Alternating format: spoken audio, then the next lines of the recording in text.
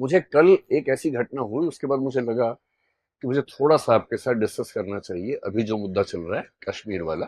वो ये समझने के लिए कि एक सिविल सर्वेंट होने के नाते आपकी भविष्य में क्या जिम्मेदारी होगी, और इसी पर्सपेक्टिव से आपको परीक्षा में अपनी बात कहनी भी चाहिए, है ना। ये बात सिर्फ परीक्षा की नहीं है, जीवन की भी है। कल को आप एक जिला संभालेंगे, राज्य संभालेंगे, देश संभालेंगे, और देश संभालते हुए आपके हाथ से छोटी सी गलती हो गई तो बहुत भारी पड़ेगा पूरे देश को। इसलिए हमारा होश दुरुस्त रहे, जोश कंट्रोल में रहे, दिमाग ठीक से काम करता हो, ये बहुत जरूरी है। ये मुझे कल क्यों लगा, कल मैं जब क्लास से गया तो मुझे एक ऐसा बच्चा मिला जो हमारे ऑफिस में काम करता, बहुत नजदीक है, और वो बहुत ही बिलबिलाया हुआ था, बहुत नाराज था। मैंने उससे पूछा क्या हुआ, क्यों नाराज हो। बोला मेरा खून खौल रहा है। मैंने ठीक है भाई, जैसी घटना हुई है खून तो खोलना लाजमी है, किसी का भी खोलना चाहिए, लेकिन तुम्हें क्या लग रहा है। बोला मेरा मन कर रहा है कि आग लगा दूं। मैंने ठीक है, गुस्सा आना स्वाभाविक है। बोला आज मैं कहीं से आ रहा था, रास्ते में मेरे पड़ोस में, जब मैं बस वस में था कहीं, मेरे साथ में एक मुस्लिम व्यक्ति बैठा हुआ था। एक सेकंड को मुझे लगा कि हमला कर दूं उसके ऊपर, लेकिन मैंने खुद को रोक लिया। और पर मैं बहुत बदहवासी की हालत में, मैं समझ नहीं पा रहा क्या करूं, क्योंकि मैं झेल नहीं पा रहा हूं कि ये क्या हुआ है। चुन चुन के हिंदुओं को मारा गया है, कैसे स्वीकार करूं। अब ये मनहस्थिति ऐसा नहीं कि उसी की है, बहुत लोगों की है, आपके परिवारों में बहुत लोगों की होगी, आप में से भी कुछ की होगी जो यहाँ पे शायद कह नहीं रहे होंगे, लेकिन मन में तो सब बातें आती होंगी। ऐसे माहौल में एक सिविल सेवक की जिम्मेदारी क्या बनती है, हमें ये समझना है। और आप जब कल को निबंध लिखें, इंटरव्यू में जाएं, बात करें वहां पर, आपका नजरिया कैसा दिखना चाहिए, ये भी तो महत्वपूर्ण बात है ना, गौण बात थोड़ा ना। सबसे पहली बात जो आप इथिक्स में एक टॉपिक है इमोशनल इंटेलिजेंस, भावनात्मक बुद्धिमत्ता, उसमें पढ़ेंगे। जब भी कोई आपको उकसा रहा हो, नंबर वन, उकसावे में नहीं आना है, इमोशंस में बह के फैसला नहीं करना है। कोई भी ऐसा फैसला जिसके दूरगामी परिणाम है, वो इमोशन से बह के नहीं करना है, थोड़ा सा वहां से हट के, न्यूट्रल होके, सोच के समझ के फिर करना है। तो जब जब मन में ऐसा भाव किसी के आए, एक बार थोड़ा सा वहां से खुद को हटाना और गहराई में सोचना। सोचते कैसे हैं, जब आप क्यों हुआ, कैसे हुआ, किसने किया, उनका क्या पर्पस था, कहीं मैं उनका पर्पस पूरा तो नहीं कर रहा, मुझे क्या करना चाहिए। जब आप इस तरह से चीजों को ब्रेक करके सोचते हैं तो आप एक अच्छे लेखक भी बनेंगे, एक अच्छे इंटरव्यू के उम्मीदवार भी बनेंगे, एक अच्छे सिविल सर्वेंट और अच्छे नागरिक भी बन जाएंगे। तो उसको मैंने कल थोड़ा संक्षेप में समझाया, तो मुझे उस समय ये लगा कि मेरी जिम्मेदारी है कि मैं कम से कम क्लास में आप लोगों से भी बात करूं, और आप लोग अपने अपने परिवार के लोगों से बात करें। जब माहौल बहुत खराब हो तो अपने हिस्से का माहौल ठीक करना तुम्हारी जिम्मेदारी है ही। हर व्यक्ति तक तो हम नहीं पहुंच सकते, पर जहां तक पहुंच सकते हैं वहां तक कम से कम माहौल को ठीक करना, समझना, समझाना बहुत जरूरी चीज है। जब भी ऐसा हो तो पहले सोच के देखिए कि कौन है जिसने ये किया होगा। और समझदारी का मूल लक्षण पता है क्या है, आप चीजों को अलग कर पाते हैं, चीजों को मिला के एक नहीं करते हैं। जो चीजें अलग अलग हैं उनको अलग अलग करके देख पाने की क्षमता आपके अंदर है। ये किसने किया होगा, कौन होगा। और इसका सबसे सिंपल तरीका समझने का क्या होता है, जिसको इससे फायदा होगा उसने किया होगा। अभी एक पर्सपेक्टिव ये चल रहा है कि पाकिस्तान ने किया है, कुछ लोग ये पर्सपेक्टिव बना रहे हैं कि सारे मुसलमानों ने मिलकर ऐसा किया है, मुसलमान लोग चाहते हैं कि हिंदुओं को मार दिया जाए। और जो इमोशनल लोग हैं बहुत ज्यादा, उनको भड़काना सबसे आसान काम दुनिया में होता है। अगर हम दो ऑप्शन लेके चलें, एक लेके चलें कश्मीर के मुसलमान, एक लेके चलें पाकिस्तान। भाई पाकिस्तान को एक कह रहा हूं, पाकिस्तान भी एक नहीं है, पाकिस्तान की आर्मी अलग है, पाकिस्तान की सरकार अलग है, पाकिस्तान की जनता अलग है। कश्मीर के मुसलमानों को ऐसा करने से क्या फायदा होगा, फायदा होगा या नुकसान होगा, नुकसान होगा। इतने सालों की दहशतगर्दी के बाद 1980 के दशक के अंत में जो माहौल बिगड़ा, तब से बिगड़ा ही हुआ था। 2019 के बाद जब 370 को एब्रोगेट किया गया, तब भी कहा गया कि माहौल बिगड़ेगा, पर माहौल लगभग स्थिर रहा, संभल गया। कई साल तक केंद्र शासित प्रदेश के रूप में शासन चला केंद्र के माध्यम से। अब वहां इलेक्शंस भी हो गए। जनता की डिमांड पता नहीं थी, यानी क्योंकि कई वहां के लोगों ने ये भी कहा कि हमें तो ऐसे ही ठीक लग रहा था, बिना बात के इलेक्शन करवा दिया आपने। पर ठीक है, जनता का रिप्रेजेंटेशन होना चाहिए, इलेक्शन हो गया। उसके बाद अगर आप डेटा देखें, और एक सिविल सर्वेंट की पहली पहचान है कि वो डेटा देख के बात करता है, हवाई बात नहीं करता है। पिछले 2 सालों में जम्मू कश्मीर में टूरिस्ट जो गए उनकी संख्या 22 लाख से 25 लाख थी, और पिछले साल 2.5 करोड़ की संख्या थी। 10 टाइम्स बढ़ोतरी हुई वहां के पर्यटन में, और वहां का मुख्य उद्योग तो वही है, पर्यटन ही, टूरिज्म है। इस साल भी उम्मीद थी कि पर्यटन बहुत बढ़ेगा। गर्मी थोड़ी पहले आ गई। गर्मी पहले आने का मतलब वहां का टूरिज्म बढ़ेगा, क्योंकि अप्रैल में ही जो इलाका आमतौर पर मई जून में आबाद होता था, वो अप्रैल से ही आबाद होना शुरू हो गया, क्योंकि गर्मी ज्यादा हो गई, लोग जाने लग गए। वहां का टूरिज्म बढ़ने से क्या हो रहा है, वहां के लोग खुशहाल है। और ये इमोशनल हो के ये कहना कि हमारी जमीन है, भारत छोड़ दो, भारत वाले चले जाओ, वो 2 दिन की बात अलग है। पर जिस देश से आपको रोज रोजी रोटी मिल रही हो, आप चाहेंगे कि उस देश के साथ आपका संबंध अच्छा रहे। कोई भी चाहेगा। पेट भरा रहेगा तो आप सब बातें कर सकते हैं, पेट ही खाली होगा तो क्या बात करेंगे। और ऐसी रिपोर्ट्स में 3-4 दिन से पढ़ रहा हूं कि जो बेरोजगार युवक वहां पर पाकिस्तान के आतंकवादियों को बॉर्डर क्रॉस करवा के कश्मीर के अंदर लेके आते थे, उनमें से एक भी उपलब्ध नहीं है, क्योंकि उन सबको रोजगार मिल गया है। उनको उस काम के लिए मिलता था 5,000 रुपए, आजकल वो हर महीने 40-50 हजार रुपए कमा रहे हैं, केवल टूरिज्म की वजह से। जितने होटल थे सब भर जाते हैं, अब क्या करें, लौटाएं कैसे। तो वहां के लोगों ने अपने घरों में एक एक कमरा निकाल दिया टूरिज्म के लिए, गांवों तक में निकाल दिया कि सस्ते में हो जाएगा, थोड़ा दूर जाके रहेंगे गांव में, घर के अंदर लोग रखते हैं कि टूरिज्म का डेवलपमेंट होता रहे। और जिस चीज से पूरे राज्य की इकोनॉमी चल रही है, कोई अपने पेट पे लात क्यों मारेगा। इस बात से दिक्कत किसको हो सकती है, कश्मीरी मुसलमानों को दिक्कत है नहीं। ये हो सकता है कि उनमें से कुछ लोग किसी के बहकावे में आए होंगे, ये हो सकता है, क्योंकि लोकल सपोर्ट के बिना इतना बड़ा हमला नहीं हो सकता है, ये बात भी सही है। लेकिन जनरली वहां का समुदाय क्यों चाहेगा कि 2.5 करोड़ टूरिस्ट जो आ रहे हैं, इस बार उम्मीद है 3 करोड़ की वो कर रहे हैं। अब तो पिछले 2 दिन से जो हालत है वहां पर, कि जो पहलगाम स्विट्जरलैंड था वो बन गया घोस्ट सिटी जैसा, पूरे शहर में कोई नजर नहीं आ रहा। ये कौन चाहेगा। तो मेरी पहली बात है, समझने का तरीका यह है कि कश्मीर का सामान्य मुसलमान, 2-4 अपवादों की बात मैं नहीं कर रहा हूं जो लोकल सपोर्ट कर रहे होंगे, सामान्य मुसलमान ये नहीं चाहता होगा, क्योंकि उसका तो रोजगार बढ़ रहा है, आय बढ़ रही है, वो ऐसा क्यों चाहेगा। तो कौन चाह सकता है। इतना दुरुस्त हमला है, इतनी तैयारी के साथ हमला है, कोई रैंडम व्यक्ति नहीं कर सकता। कोई व्यक्ति रैंडमली जाए मार दे भाई, जिनके सिर पे कैमरे लगे हुए हैं और जो लाइव टेलीकास्ट कर रहे हैं, उसको एडिट कर रहे हैं ऑन द स्पॉट और भेज रहे हैं अपने आकाओं को, और जो इतनी बड़ी बड़ी भारी भारी बंदूकें आराम से संभाल पा रहे हैं, जो किसी से पूछ रहे हैं तुम्हारा धर्म कौन सा, हिंदू, सीधे मार दिए सिर पे। इतने ठंडे खून के साथ किलिंग करना मजाक नहीं होता है। कभी आप आईपीएस बनेंगे, पहली बार किसी को मारना पड़ गया ना, कई दिन नींद नहीं आती उसके बाद। जो इतना कोल्ड ब्लडेड मर्डर करता है, इसका मतलब वेल ट्रेन्ड व्यक्ति है, उसको ट्रेनिंग कहां से मिली होगी। तो ट्रेनिंग कौन देगा, सीधी सी बात है, पाकिस्तान से मिली होगी। अब तो ये मान के चलेंगे।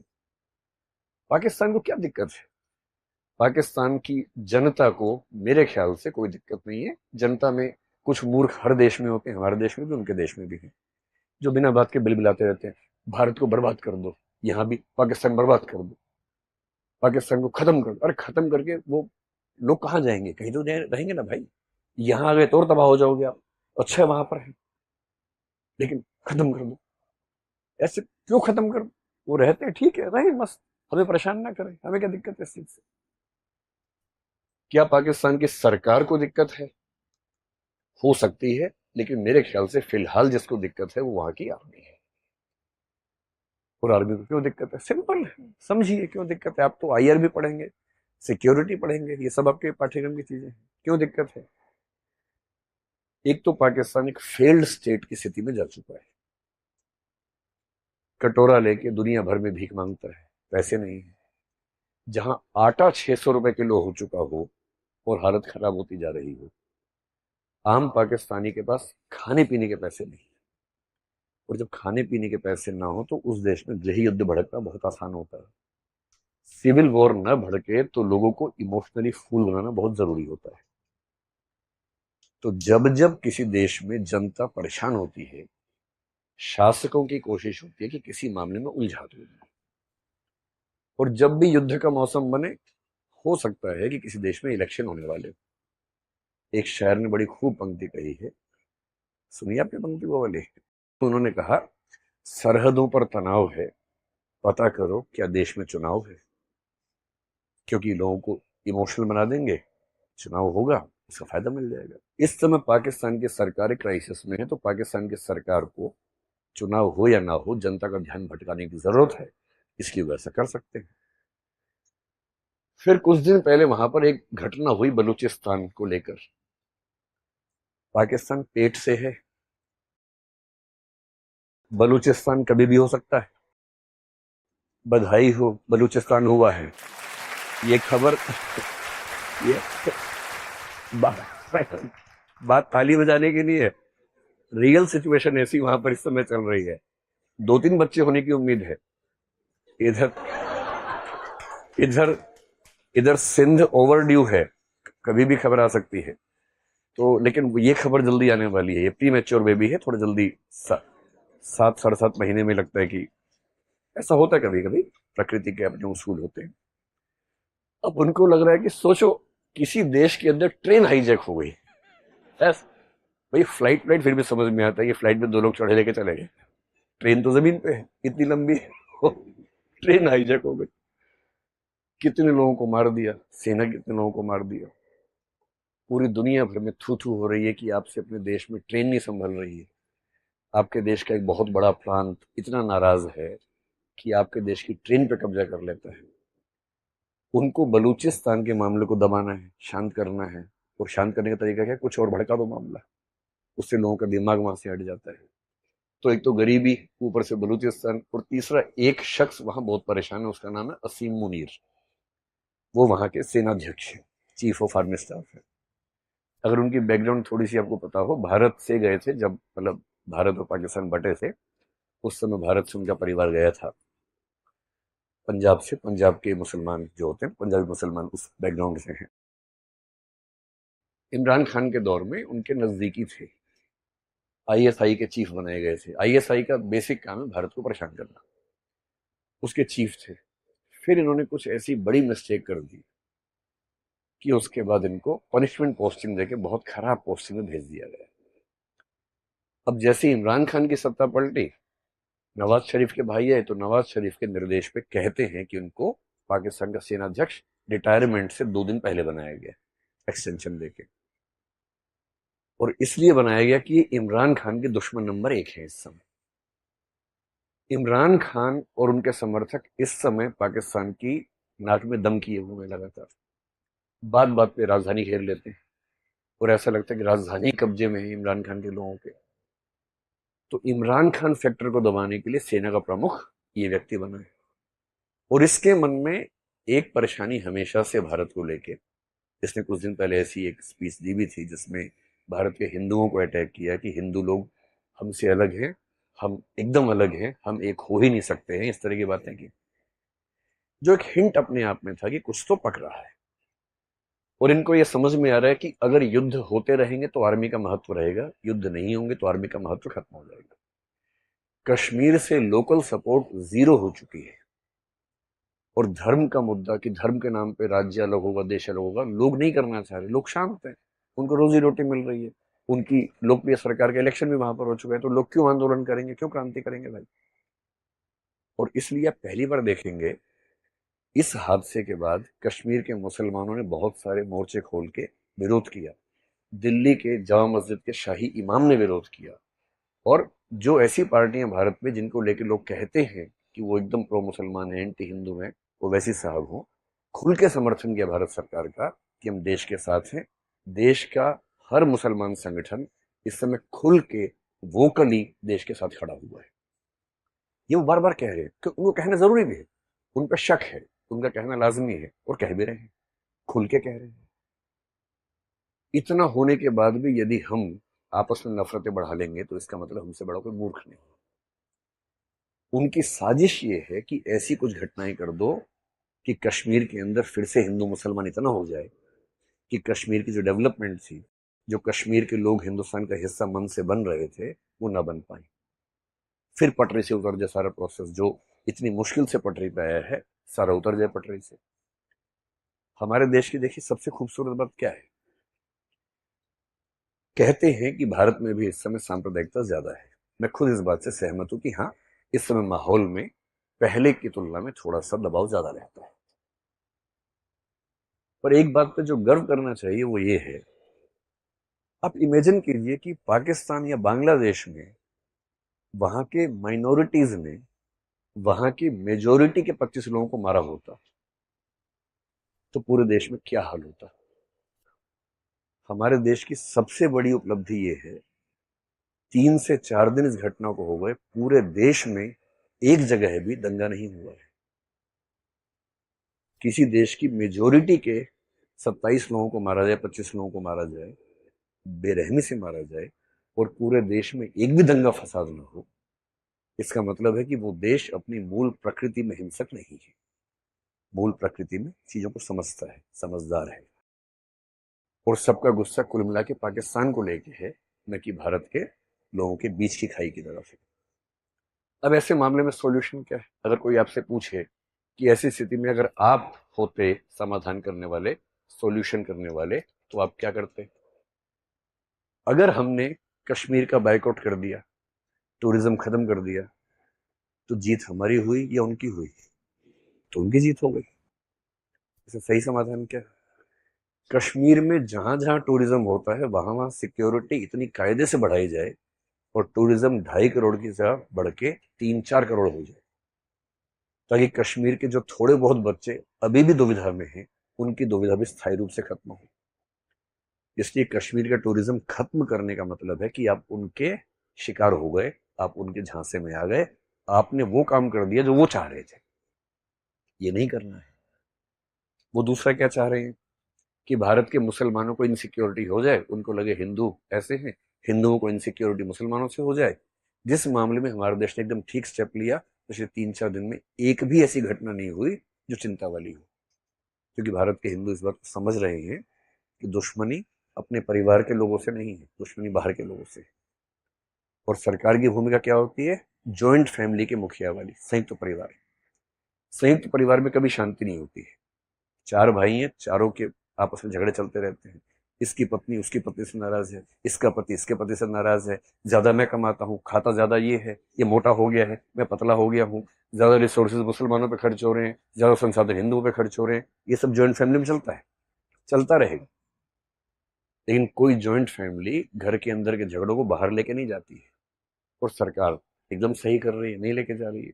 सरकार ने सारे स्टेप्स पाकिस्तान के खिलाफ लिए। नदी के मामले पे हमने एक स्टेप लिया। इन स्टेप्स का असर समय के साथ दिखेगा। और अभी आप में से कई लोगों का मन कर रहा होगा कि युद्ध हो ही जाना चाहिए। इस समय जो है ना, वॉर लाइक सिचुएशन है। एक बात हमेशा ध्यान रखनी है,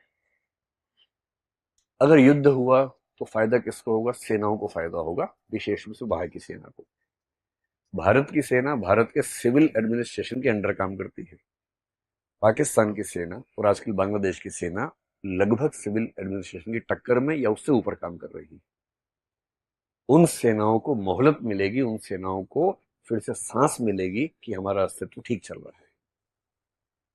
युद्ध होना हमेशा ध्यान रखना है, युद्ध केवल तब करना है जब कोई चारा ना बचे। एथिक्स के पेपर में एक टॉपिक है इंटरनेशनल एथिक्स, उसमें युद्ध एक सब टॉपिक है कि युद्ध अपने आप में कितना नैतिक है, कितना अनैतिक है। तो उसका एक ही उत्तर है, जब तक युद्ध टल सकता है युद्ध को टालना चाहिए, जब टलना संभव ना हो तो करना चाहिए। साहिर साहब ने एक बड़ी अच्छी नज्म लिखी थी जिसमें उन्होंने कहा जंग तो खुद एक मसला है, जंग क्या मसलों का हल देगी। आज खून और लाशें देगी, कल भूख और एहतियाज देगी। इसलिए ए शरीफ लोगों, जंग टलती रहे तो बेहतर है, हमारे और आपके घरों में शम्मा जलती रहे तो बेहतर है। ये होना चाहिए दिमाग का स्टैंड।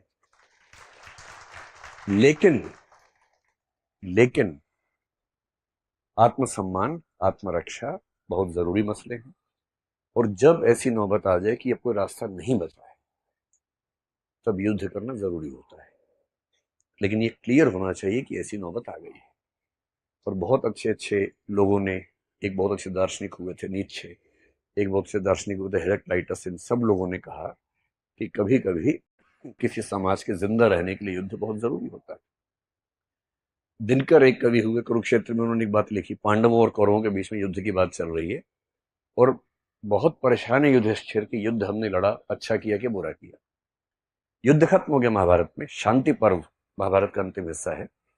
युधिष्ठिर गिल्ट फीलिंग से भरे हैं कि हमने 5 भाइयों के हक के लिए 100 कौरवों की लाशें बिछा दी, लाखों लोग मार दिए, कितना बुरा काम हमने किया। और वो भीष्म पितामह के पास गए हैं कि मैं इस गिल्ट फीलिंग से मरा जा रहा हूं, आप इस पे क्या कहते हैं। भीष्म पितामह ने बहुत लंबी डिस्कशन की, जिसमें एक पॉइंट सेंटर में है कि युद्ध तब तक नहीं करना है जब तक जरूरी ना हो, जरूरी हो जाए तो करना है। और करना है तो युद्ध की नैतिक जिम्मेदारी उसकी नहीं है जिसने आत्मरक्षा में किया है, युद्ध की नैतिक जिम्मेदारी उस पे है जिसने युद्ध पैदा करने की कंडीशंस क्रिएट की है। और तब वो एक पंक्ति कहते हैं, रुग्ण होना चाहता कोई नहीं, रुग्ण मतलब बीमार, रुग्ण होना चाहता कोई नहीं, रोग लेकिन आ गया जब पास हो, तिक्त औषधि के सिवा उपचार क्या, शमित होगा वह नहीं मिष्टान से। अगर रोग पास आ ही गया है तो मिठाई से थोड़ा ना समाधान होगा, कड़वी दवाई खानी ही पड़ेगी, खानी पड़ेगी तो खाएंगे, ऐसा क्या है। इसलिए एक सिविल सर्वेंट का पर्सपेक्टिव क्या है, सबसे पहले समझना है कि इन सिचुएशंस के मूल में क्या है, उनके इरादे क्या हैं। हमें उनके इरादे पूरे नहीं करने हैं, उनके इरादों को समझकर शांति से, धैर्य से, समझदारी से निर्णय करना है, उकसावे में नहीं आना है। पाकिस्तान की जनता के खिलाफ नहीं सोचना है, जो गलत कर रहे हैं, जो वहां के आतंकवादी हैंडल्स हैं या सेना के लोग हैं, उनके बारे में सोचना है।